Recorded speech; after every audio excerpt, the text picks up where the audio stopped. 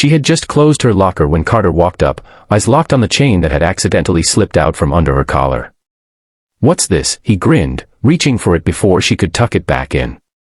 "No," she gasped, stepping back, but he yanked it hard, pulling the chain free.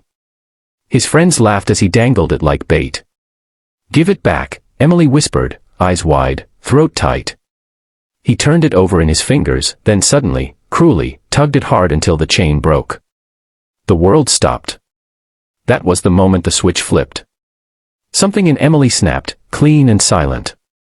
She stepped forward, calm as a held breath. Carter smirked, thinking her tears were next. He had no idea. In one motion, she dropped her backpack and swept Carter's legs from under him with a precision side kick, his body slamming to the ground with a thud that silenced the hallway. Before the others could react, Jace lunged forward, only to be thrown over her hip in a perfect judo toss. Brandon shouted something, swinging clumsily, but she ducked and landed a palm strike that sent him stumbling back into the lockers. Theo ran. Emily stood tall, chest heaving, eyes burning, not with rage, but with pain. A teacher rushed over moments later, wide-eyed and speechless. The hallway was chaos. Carter groaned on the floor, clutching his arm. Jace didn't get up.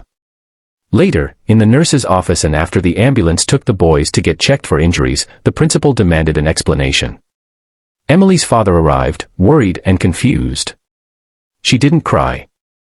She just pulled the broken necklace from her pocket and placed it gently on the desk. "They destroyed it," she said quietly. "It's all I had left of my mom."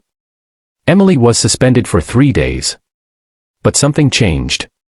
News of what happened spread like wildfire. Most students didn't know what Emily had been carrying, how much pain she had hidden. Teachers started to see her, not just walk past her. Her classmates didn't whisper anymore. They respected her. One afternoon, after she returned, a girl from her science class approached shyly and said, "That was brave. I lost my dad last year. If you ever want to talk." Emily smiled gently. "Thanks. Maybe we both could." The broken necklace was repaired by a local jeweler who heard about the story from the school counselor. They didn't charge a penny. The chain was stronger now. Reinforced. So was Emily. The necklace snapped in midair, its delicate chain catching the light just before it shattered on the cold hallway floor. A single charm, a silver locket shaped like a crescent moon, skidded across the tiles, coming to rest beside a dirty sneaker. The sound echoed like a scream in Emily's ears. Her heart stopped. That necklace was all she had left of her mother. Emily froze. Her fists clenched, her breath caught in her throat. The world blurred. All she could see was the mocking smirk on the face of Carter, the school's worst bully, holding the broken pieces in his hand like a trophy. "Oops," he sneered. "Guess it wasn't made to last." She hadn't spoken all day. She rarely did since her mother passed away. Words felt like they cracked open old wounds.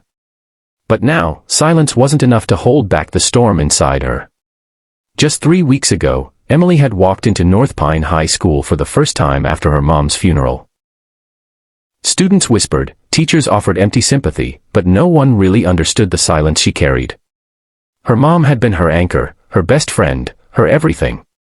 The necklace had been a birthday gift, one of the last things her mom ever gave her before the cancer took her away. Emily had always been quiet. She didn't crave attention or drama. Instead, she trained. Her mother had enrolled her in karate when she was 6, not because she needed to fight, but because she needed to know she could if it came to it. And Emily took it seriously. Her mom called her Little Fire, quiet on the outside, fierce within. But school wasn't kind to quiet kids. Carter and his gang, Jace, Brandon, and Theo, targeted her from the start. They mocked her clothes, laughed at her silence, and once even tripped her in the lunchroom, sending her tray flying. But Emily never responded.